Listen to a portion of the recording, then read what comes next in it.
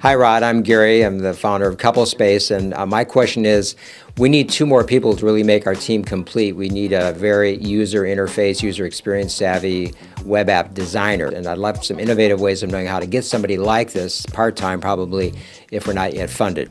Well, you've got a couple things working in your favor in this situation. One is that unfortunately we are stuck at nearly 10% unemployment. It doesn't seem to change. So there are a lot of really good people out there on the job market now that you can often scoop up at a bargain, something that you couldn't do when times are good. So a lot of people looking for work, a lot of people much more willing to take a chance on a startup. So that's sort of the good news for you, not good news for obviously all those unemployed people. But the other thing is that you are a startup, that a lot of people find this to be a very attractive opportunity. It sounds like you're offering some equity for people coming in on the ground floor, and that's really a unique opportunity to come in and be able to be a part of something, to build something together is very exciting. So it sounds like you're maybe looking for some part-time help in this situation, in which case I would definitely reach out to college students, local college students, and also graduate students. I think people who have some time and a great skill set that might be a good fit in a part-time capacity. You hear me talk about it all the time. I'm a big advocate of interns. I think they can really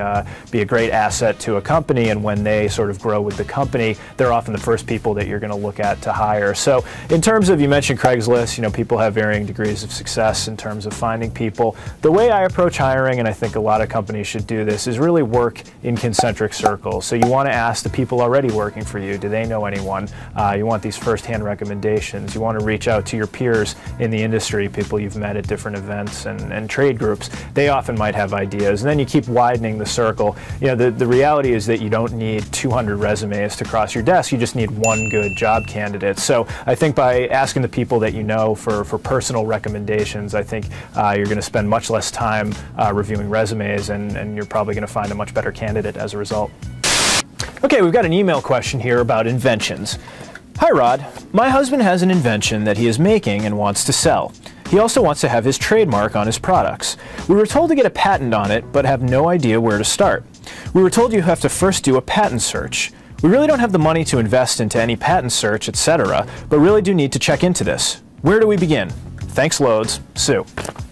You're welcome, Sue. I love inventors. My grandfather was an inventor, so they have a special place in my heart. I think it's really exciting to put your own spin on a product and get out there and hopefully sell it. We get this question a lot, and I think it's an interesting one because people immediately think, I've got this idea, I've got to protect it.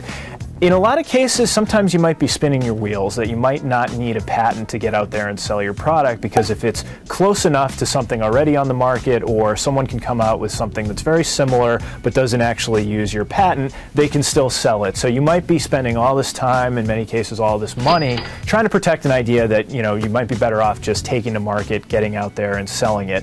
That being said, if you want to do a little bit of homework, you can absolutely do this for free. The U.S. Patent and Trademark Office has a great website with a lot of information about how this process works, what a patent is, what a trademark is. You can actually do a search of patent history, which is kind of cool because you can look at a lot of products you see on shelves and look at the original patents. So I think that's a great place to start. It doesn't cost you any money to go there. Obviously, if you want to take the next step and begin trademarking or patenting your products, that does cost money. Sometimes you have to bring in a lawyer, you have to fill out forms, that kind of thing. But I really would suggest checking out the website, let your fingers do the walking online and get out there and really find out what this is all about, whether it applies to your company. You want to look at what else is on the market, what you're competing with, and really figure out if this idea is something that you can protect, if you're better off just getting out there and actually starting the company.